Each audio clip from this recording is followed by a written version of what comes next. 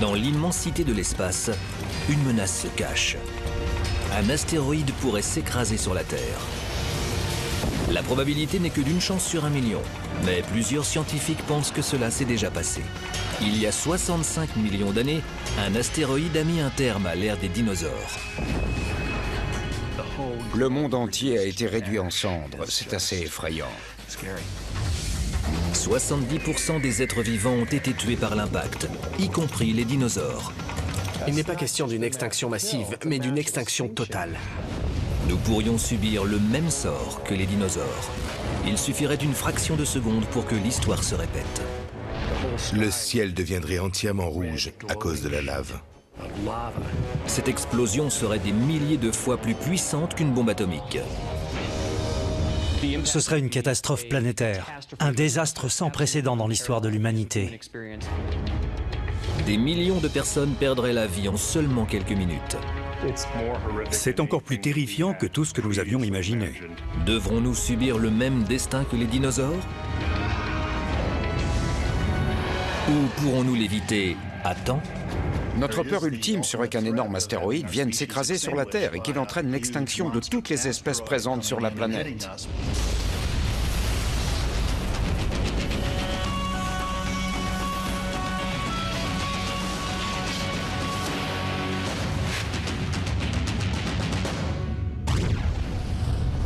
Pour la Californie du Sud, les catastrophes naturelles font partie de la routine.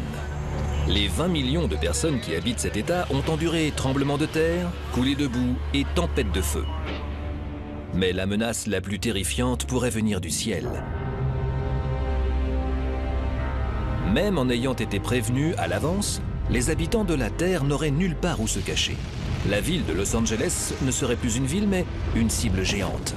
C'est comme si une montagne se dirigeait vers la Terre à la vitesse d'un boulet de canon. Ce serait comme 10 000 bombes d'Hiroshima. L'explosion serait énorme et provoquerait une lueur si étincelante qu'elle serait plus brillante que le soleil.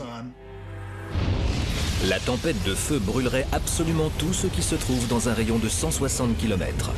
La pression de l'explosion générerait des vents de plus de 400 km à l'heure, ce qui anéantirait absolument tout. Mais la destruction ne serait pas totale. Des débris de toutes sortes tomberaient sur nous, comme ça s'est passé à Pompéi.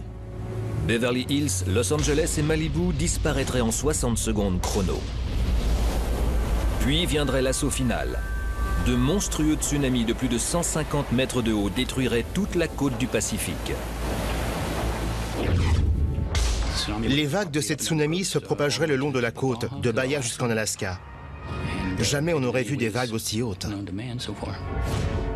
Tous ces phénomènes auraient causé la mort de millions de personnes dans toute l'Amérique de l'Ouest. L'impact serait une vraie catastrophe, un désastre sans précédent dans l'histoire de l'humanité. Nous pouvons perdre la vie d'une minute à l'autre. Cela se passerait de cette façon si nous devions faire face à un astéroïde. Nous découvrons que des objets s'écrasent sur la Terre assez fréquemment. À ce jour, 180 cratères ont été découverts à la surface de la Terre. On peut citer le cratère Wolf Creek, qui mesure environ 1 km de largeur, le cratère Manicouagan au Canada, qui mesure 96 km, ou encore un cratère découvert récemment dans le désert du Sahara, qui mesure 30 km. Tous trois représentent un passé d'1 milliard d'années entre la Terre et les astéroïdes. Lors de la formation du système solaire, les astéroïdes ont été laissés de côté. Ils sont des millions à peupler la ceinture d'astéroïdes qui se situe entre Jupiter et Mars. En fait, les astéroïdes sont des sortes de fossiles de la formation de la planète. Ce sont de petits composants, de petits débris de la formation des planètes. Les astéroïdes peuvent mesurer jusqu'à 800 km et se déplacer dans l'espace à une vitesse de plus de 64 000 km à l'heure. Ce sont des vitesses quasiment impossibles à imaginer. Mais si on voulait les expliquer, on pourrait dire que c'était comme si on était dans un avion et qu'on voyageait de Los Angeles à New York en 3 ou 4 minutes. N'importe lequel de ces astéroïdes pourrait prendre la Terre comme cible et provoquer de terribles dégâts. On ne sait jamais quand un astéroïde arrivera. C'est comme si la planète était une cible dans un stand de tir. Selon les statistiques, on a aujourd'hui plus de chances de mourir à cause d'un astéroïde qu'à cause d'une tornade ou d'un tsunami. Il y a une raison qui explique que nous ayons autant de chances. les gros astéroïdes se dirigent rarement vers la Terre. Il y a 65 millions d'années, un astéroïde aurait mis un terme à l'ère des dinosaures. Bien avant les mammifères, il y avait des centaines d'espèces d'animaux, grandes ou petites, dans le monde. Les ptérosaures volaient dans le ciel. Des anciennes espèces de requins régnaient sur l'océan.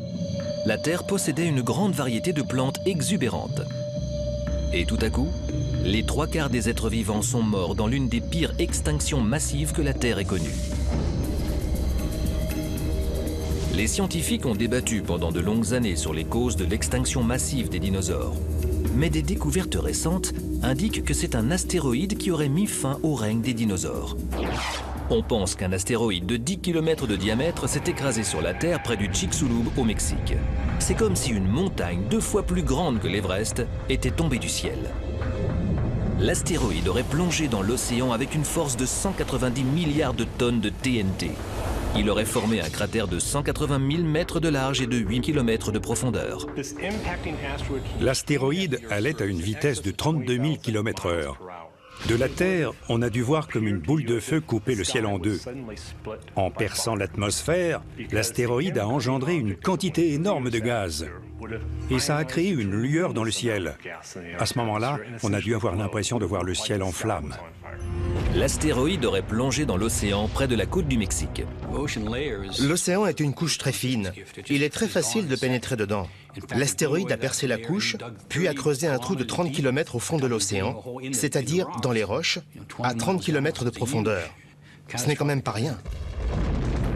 L'énergie de cet astéroïde était peut-être 100 000 fois plus puissante que celle de toutes les armes nucléaires de la Terre. La boule de feu aurait brillé plus que 1000 soleils. Elle aurait brûlé tout ce qui se trouvait dans un rayon de 800 km et elle aurait traversé l'atmosphère de la Terre. S'ensuivrait une onde de choc et une énorme poussée d'air qui aurait produit des vents de plus de 3000 km à l'heure.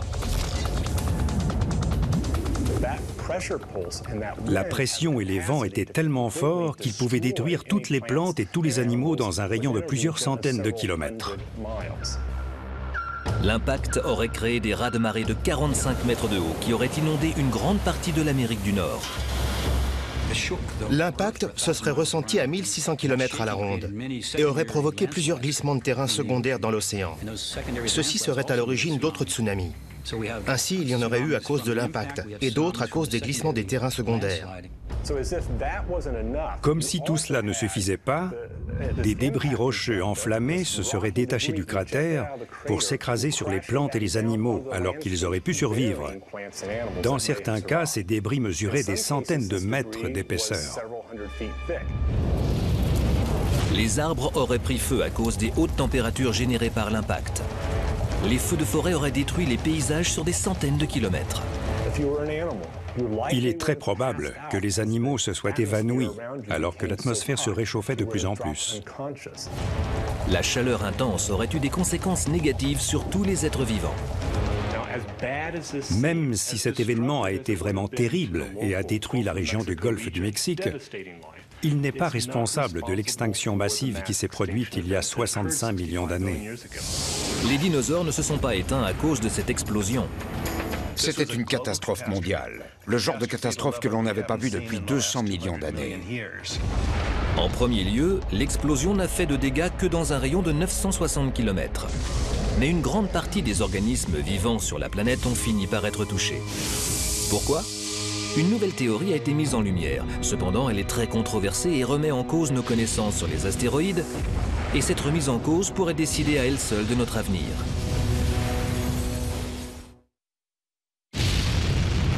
Les scientifiques pensent qu'un énorme astéroïde s'écrasera un jour sur notre planète et que les dégâts seront considérables.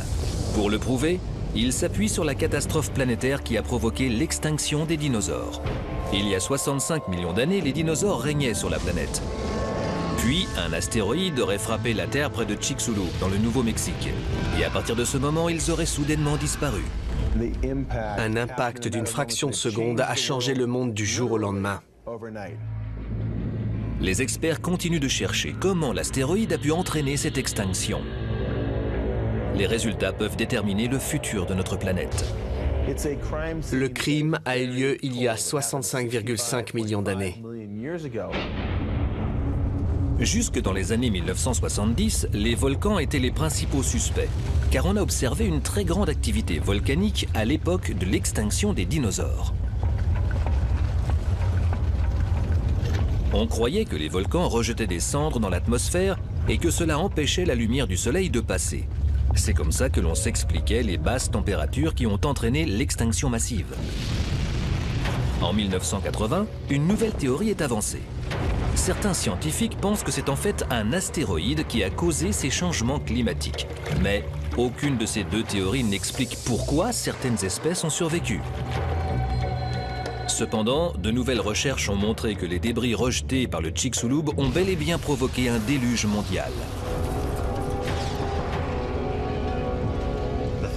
Près de 3000 km3 de roches ont été éjectées en orbite, et cela a posé problème, car 90% de ces roches allaient finir par retomber sur Terre. Lorsque ces roches ont touché la couche supérieure de l'atmosphère, cela a créé une hausse brusque des températures.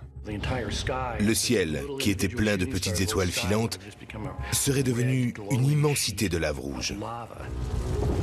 Pendant des années, les scientifiques ont pensé que ces événements avaient eu lieu seulement à l'endroit de l'impact. Mais on pense désormais que les feux ont recouvert une grande partie de la planète, et ceci explique pourquoi certaines espèces ont disparu alors que d'autres ont survécu. La température de la planète est montée jusqu'à 1200 degrés Celsius. Cela explique pourquoi la Terre est devenue aussi rouge qu'un four. Il faisait tellement chaud que toute la surface de la Terre était en flammes. Le monde entier a été réduit en cendres. C'est assez effrayant.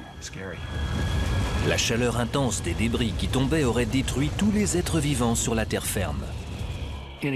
N'importe quel animal exposé à de telles températures serait brûlé intégralement. La seule chance de survie se trouvait sous terre, mais seuls les petits animaux pouvaient s'y réfugier. Donc tous ceux qui n'ont pas pu creuser un trou sous la terre ont été brûlés vifs. Tout ça, ce sont des restes de victimes de l'impact. On a retrouvé des os de tricératops, de dinosaures ornithorynques ou encore des os de tyrannosaure rex. On a aussi retrouvé une corne de tricératops, ou plutôt le noyau osseux d'une corne. Tout ça a été retrouvé dans les roches du Crétacé, dans les toutes dernières couches de roches. La période du Crétacé, ou ère des dinosaures, prend fin de manière soudaine. Elle marque un moment clé dans notre histoire que l'on appelle limite KT. La limite KT est une abréviation de limite Crétacé tertiaire qui marque la fin de l'ère des dinosaures et le début de l'ère des mammifères. L'ère du Crétacé a eu lieu il y a 145 millions d'années, et l'astéroïde qui a frappé le Mexique il y a 65,51 millions d'années a mis fin à cette période de l'histoire. On trouve facilement des preuves de cette ligne de division géologique, en particulier dans les plaines de l'est du Colorado. La limite KT, c'est cette couche de 2 cm d'épaisseur. Quand l'astéroïde est tombé du ciel, il s'est formé un cratère, et des fragments de roches de ce cratère ont été éjectés du Mexique et ont atterri au Colorado. Ce cratère d'astéroïde est l'un des plus grands au monde. Si on analyse un peu de cette argile au microscope, on pourra trouver des particules de roche et observer qu'elles ont été comme écrasées. Les scientifiques ont trouvé des morceaux de quartz en analysant le sédiment de la limite KT. Mais aussi des résidus de la croûte terrestre fondus à cause de l'impact. Ces découvertes uniques suggèrent qu'il existait une frontière que les dinosaures n'ont pas franchie.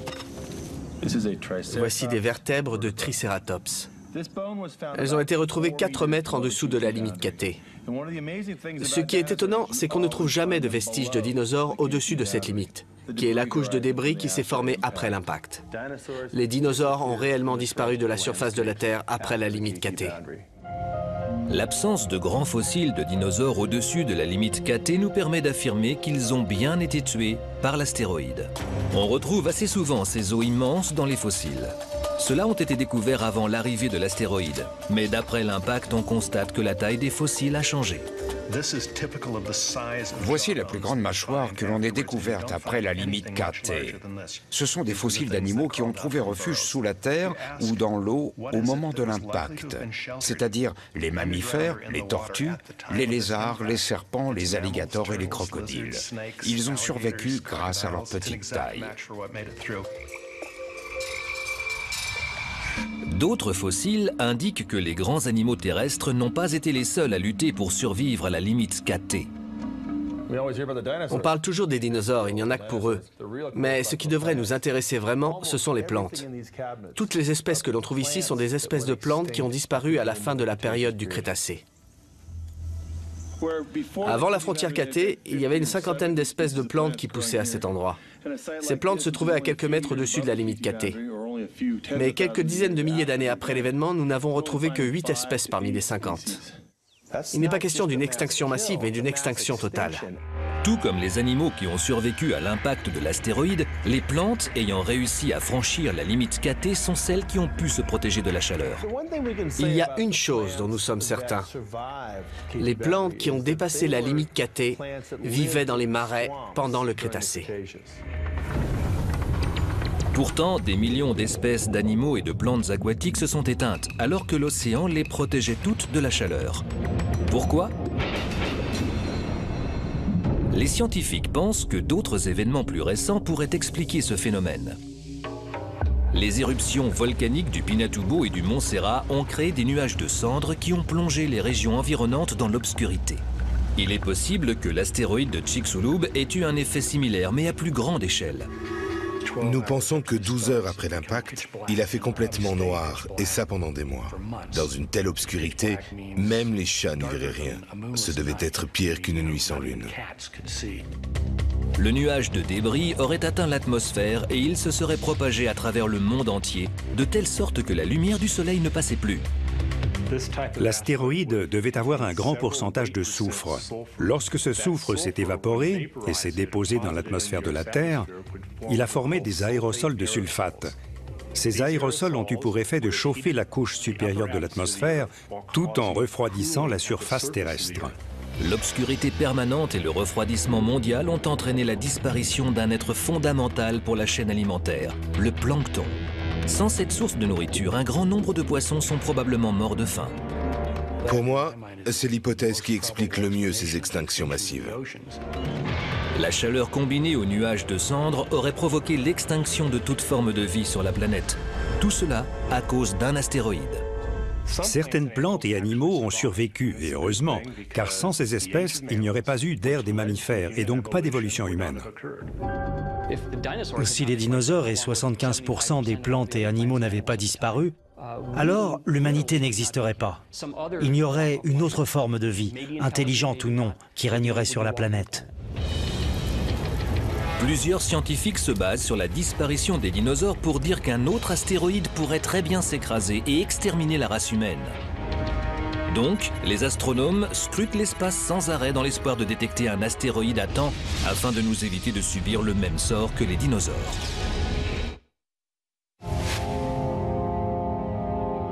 Si un astéroïde se dirigeait vers la Terre en ce moment, il se pourrait qu'on ne le repère pas à temps à cause de sa position ou de sa taille.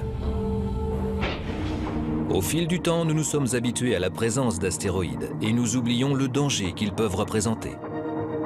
Lorsqu'un astéroïde passe à travers l'atmosphère, il est appelé météore, mais lorsqu'il touche la surface de la Terre, il est appelé météorite. Les astéroïdes qui se trouvent près de notre planète ont une taille qui varie entre une dizaine de kilomètres et quelques centimètres. Ces météores se situent à seulement 15 km de nous. Ils sont plus près de nous que les avions espions militaires et un tout petit peu plus loin que les jets commerciaux. Ces distances sont très courtes à échelle mondiale. Les astéroïdes se déplacent à 65 000 km/h, c'est-à-dire 40 fois plus rapidement qu'un boulet de canon. À mesure que l'on découvre qu'un astéroïde géant pourrait bien détruire notre planète, le besoin de nous protéger se fait plus pressant. En 1995, le Congrès des États-Unis a mis en place le programme Space Guard. Il consiste à garder un œil en permanence sur l'espace grâce à des télescopes, ce qui permet de repérer les astéroïdes potentiellement dangereux. Nous avons compris que la Terre gravite autour du Soleil et autour des géocroiseurs.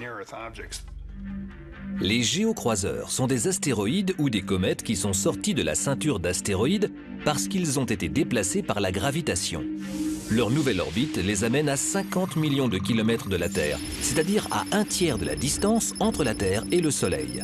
Les astronomes pensent qu'il existe environ 1200 géocroiseurs de moins de 1000 mètres de large et des centaines de milliers d'autres plus petits. Nous pensons que parmi eux, il y en a 260 000 qui sont plus grands qu'un terrain de football.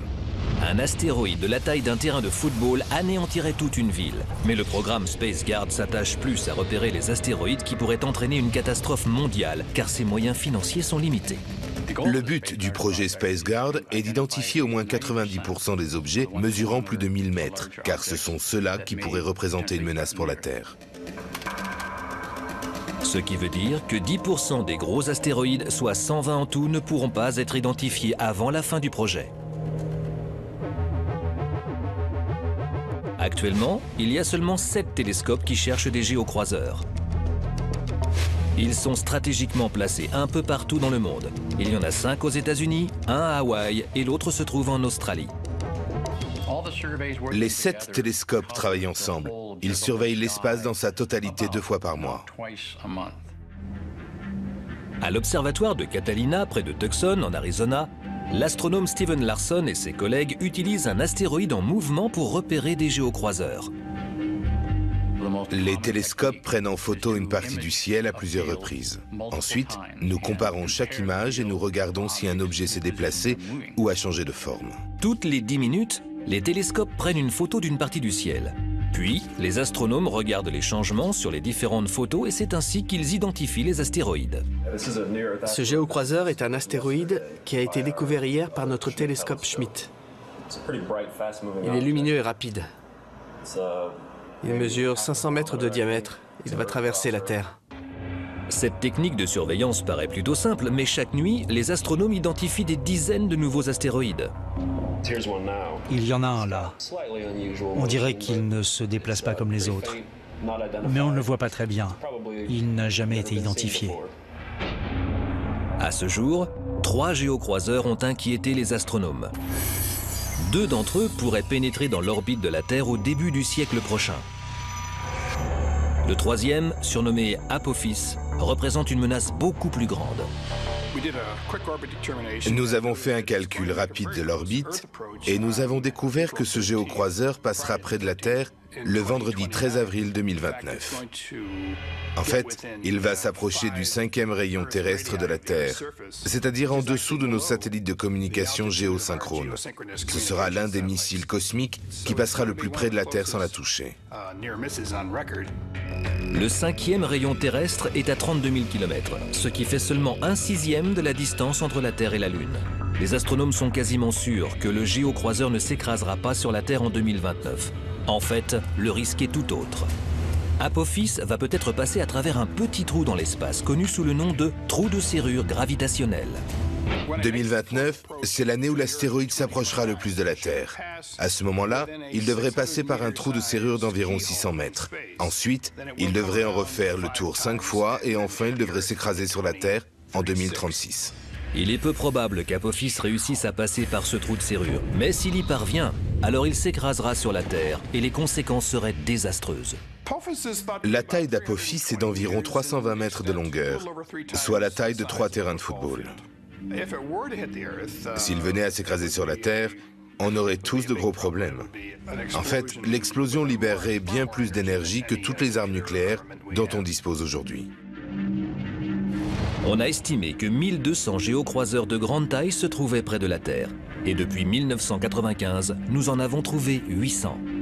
Ce qui me préoccupe, c'est de ne pas avoir encore trouvé les autres 300 ou 400, car il est possible qu'un de ces objets nous tombe dessus demain. Mais le programme SpaceGuard présente certaines failles. C'est un peu par hasard que nous découvrons les astéroïdes qui se trouvent autour de la Terre. Parfois, on pointe un télescope dans une direction au hasard et on trouve un astéroïde à cet endroit. Les télescopes ne sont pas très puissants, donc il faut que les astéroïdes soient assez proches et assez brillants pour qu'ils puissent les repérer. Et certains objets leur échappent à cause des angles morts. Lorsqu'ils gravitent autour du Soleil, les astéroïdes deviennent visibles, et c'est ainsi qu'ils sont repérés par les télescopes. Pourtant, il est possible que certains astéroïdes se cachent jusqu'au dernier moment. Il est possible qu'un objet s'approche discrètement de la Terre. S'il évite le Soleil, il ne sera visible qu'au moment de s'écraser. La plupart du temps, les astéroïdes sont assez petits et ils se désintègrent lorsqu'ils touchent l'atmosphère. Heureusement que nous habitons sur la planète Terre, parce que nous sommes entourés par sa merveilleuse atmosphère. Elle nous protège des phénomènes qui comportent un risque pour la Terre. Certains astéroïdes ou comètes allaient s'écraser sur notre planète, mais ils ont été détruits par l'atmosphère en essayant de la percer. Ce sont les astéroïdes assez grands ou assez solides qui représentent un vrai danger, car ils pourraient traverser l'atmosphère. Par exemple, celui qui a provoqué la fin de l'ère des dinosaures était fait de pierre et mesurait près de 10 km. Il était trop grand pour que l'atmosphère ne l'arrête. Et l'astéroïde qui a formé le cratère le plus célèbre d'Amérique, le Meteor Crater, était plus petit mais très solide. Voici le cratère le mieux conservé qui soit. Il est immense, il s'étend sur une superficie de plus d'1 kilomètre. Il a été formé par un astéroïde de fer qui mesurait environ 45 mètres de long. Le missile s'est écrasé sur la Terre et a creusé un cratère de 45 mètres. Un astéroïde de 45 mètres, c'est relativement petit, mais il était composé de fer, donc l'impact a été très puissant. Cet astéroïde a déclenché une explosion immense. Il a creusé ce cratère et a projeté aux alentours 175 millions de tonnes métriques de pierre. Ce morceau de cratère était dans le sol avant. Mais l'explosion l'a extrait du sol et l'a projeté ici, sur le bord. L'explosion était 1000 fois plus puissante que la bombe d'Hiroshima. Un astéroïde aussi gros que celui qui avait creusé le Meteor Crater, et tout en fer, aurait une énergie explosive capable de détruire complètement une ville moderne. Peut-être pas une ville comme Los Angeles, car elle a une superficie de 1300 km², mais plutôt une ville comme Kansas City, qui fait 826 km². Le météore qui a creusé ce cratère était composé de fer, alors qu'un astéroïde de la même taille mais composé de pierre se serait plutôt fissuré et aurait explosé avant de heurter la Terre. Mais cela ne veut pas dire qu'il n'aurait fait aucun dégât. Comme par exemple l'astéroïde qui a explosé en 1908 sur la région sibérienne de Tunguska.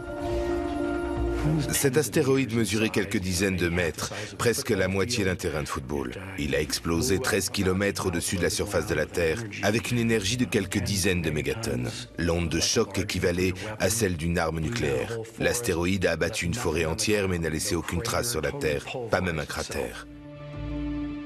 Lorsque les scientifiques ont exploré la zone, ils ont observé des dégâts dans un rayon de plus de 3000 km², soit à peu près la taille de l'État de Rhode Island.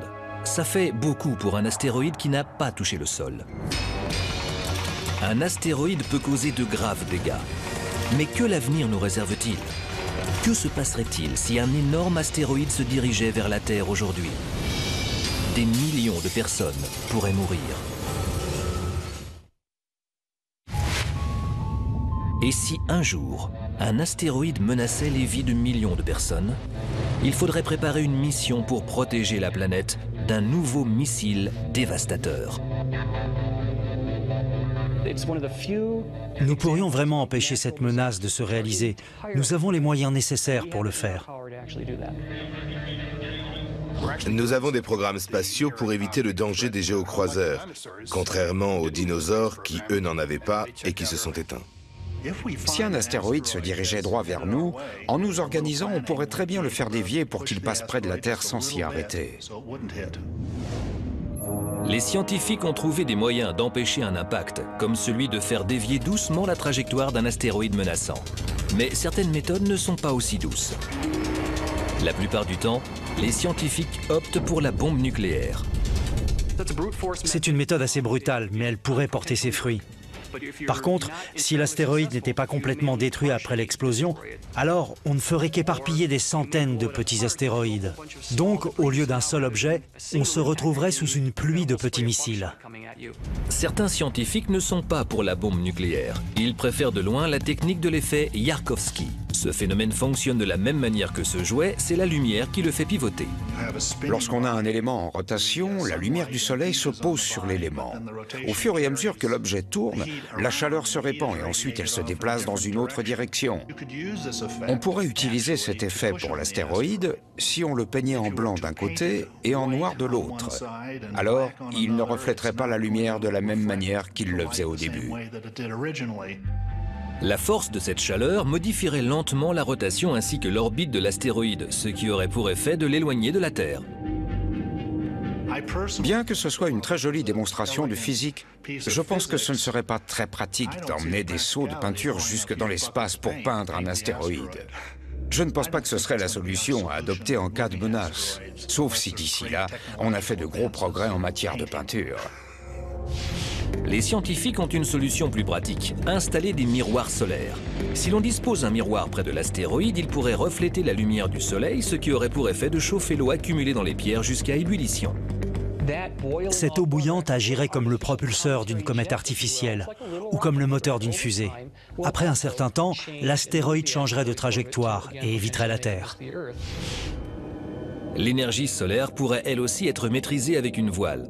De grands capteurs solaires assez souples pourraient être attachés à l'astéroïde et la lumière du Soleil pourrait pousser les capteurs qui déplaceraient l'astéroïde à la manière du vent et ainsi l'empêcherait de s'approcher de la Terre.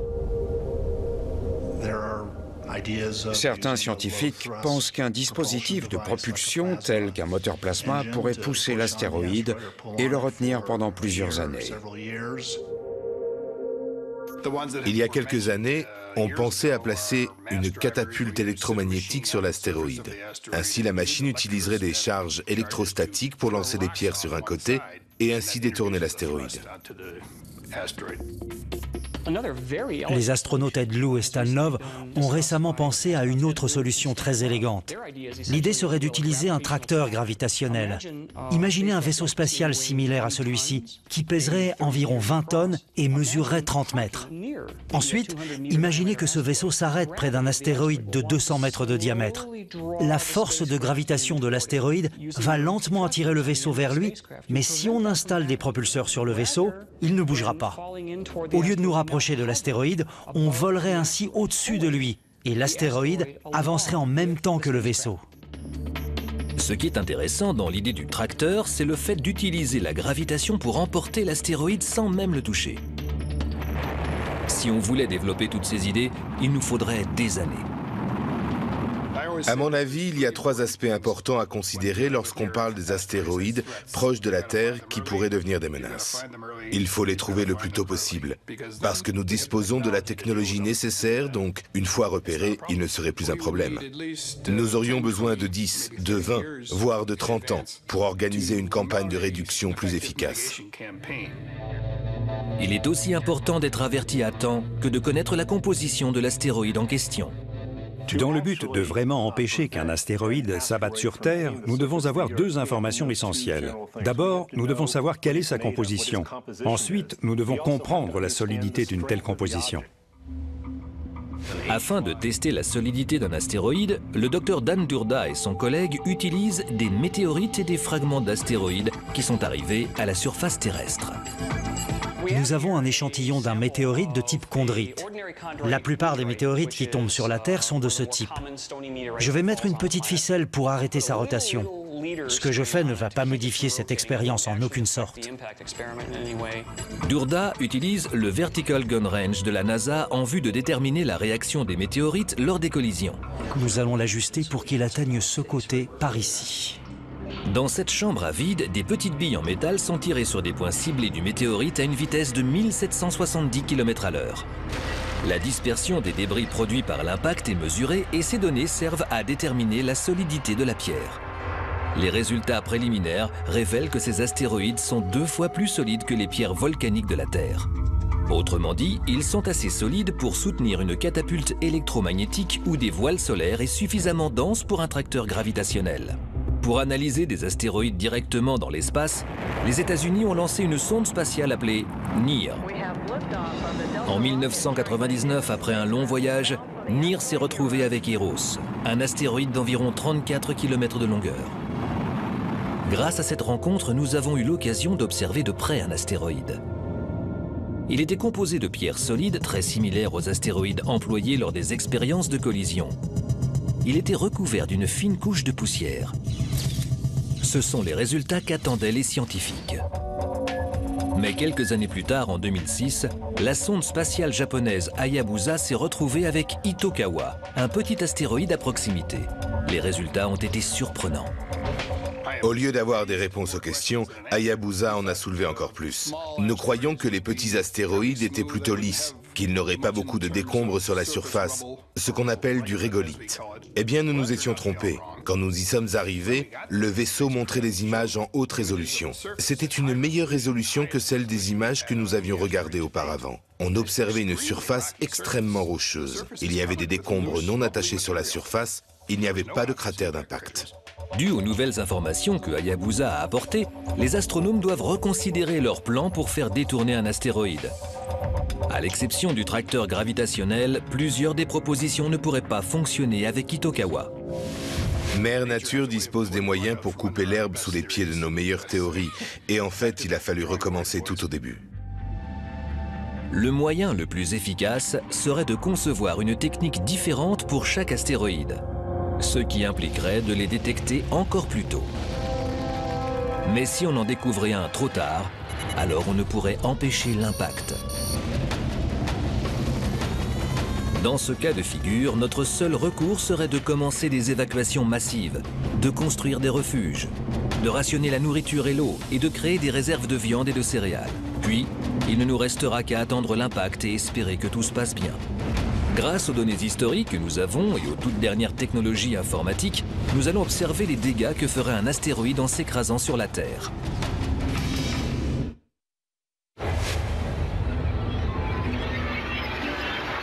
Nous avons une chance sur 1 million pour qu'un astéroïde de 1,5 km de large soit caché par le Soleil et échappe à la surveillance du programme SpaceGuard.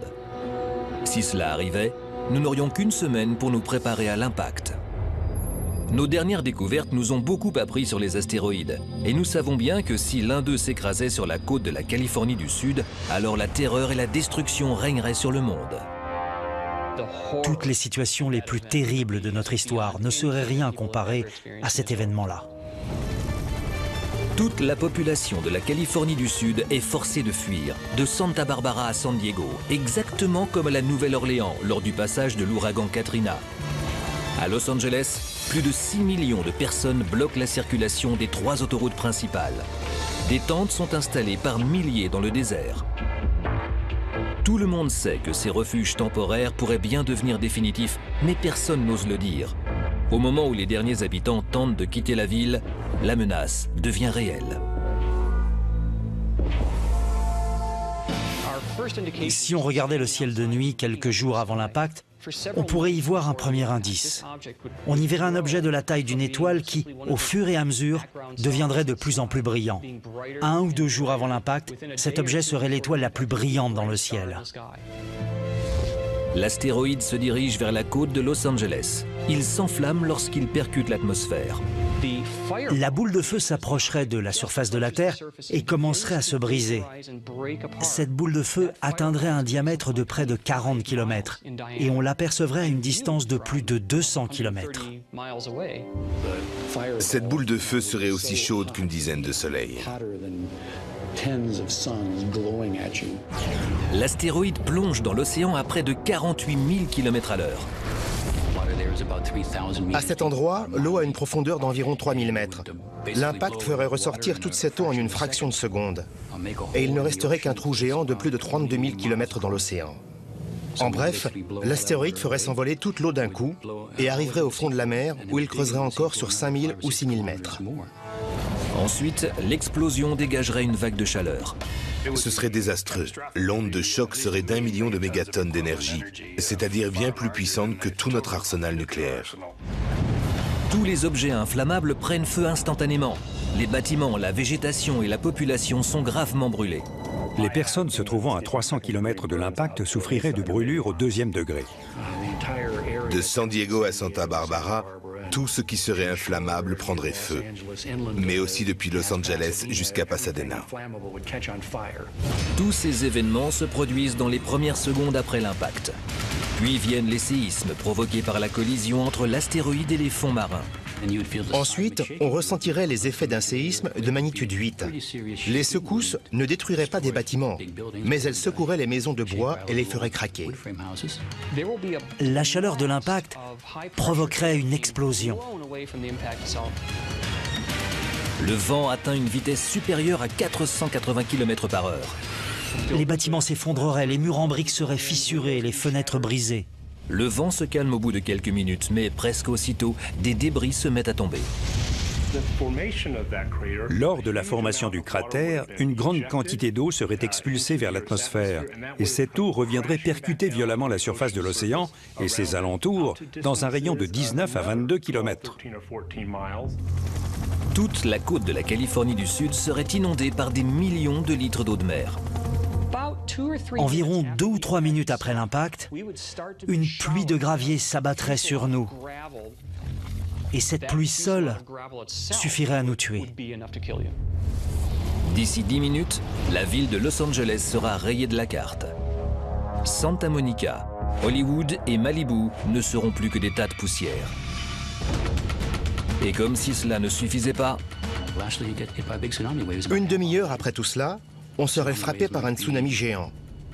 Les vagues de ce tsunami seraient énormes, plus de 200 mètres de haut, soit la taille d'un bâtiment de 10 étages, peut-être même plus.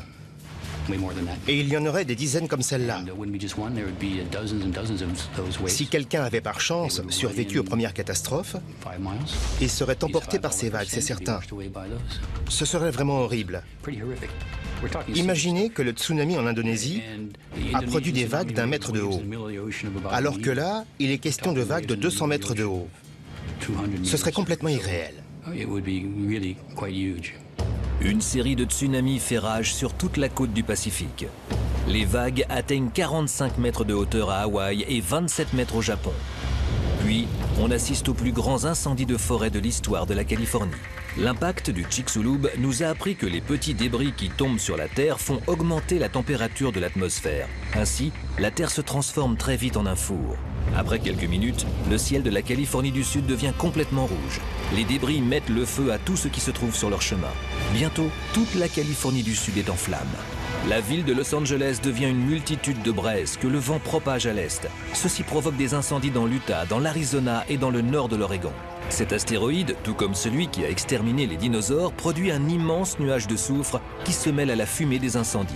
Ce nuage se déplace dans l'hémisphère occidental et assombrit le ciel pour le plonger dans un crépuscule perpétuel. Les températures commencent à baisser car les rayons du soleil ne passent plus. C'est le début de l'hiver nucléaire continental. Une telle situation pourrait modifier radicalement l'agriculture. Elle pourrait rester bouleversée des années durant. Mais si les gens à l'autre bout du monde se croient en sécurité, ils ont tort. Le nuage de cendres fait baisser les températures dans tout le continent et entraîne des gelées en plein mois de juillet.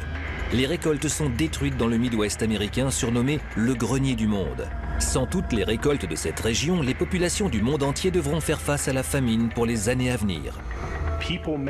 Les gens arriveraient à survivre à certains endroits du monde. Mais si on venait à manquer de nourriture dans les régions les plus peuplées, alors notre civilisation pourrait commencer à disparaître. Ce serait la pire conséquence d'un phénomène de ce type.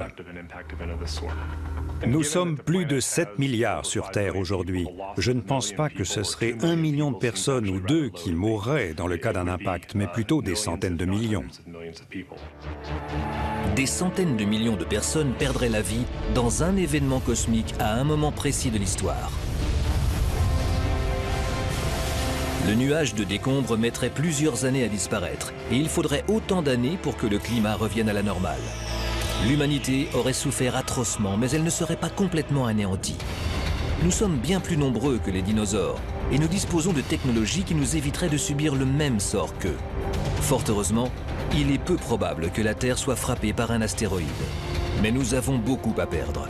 Donc nous devons inventer des télescopes toujours plus performants et continuer nos recherches.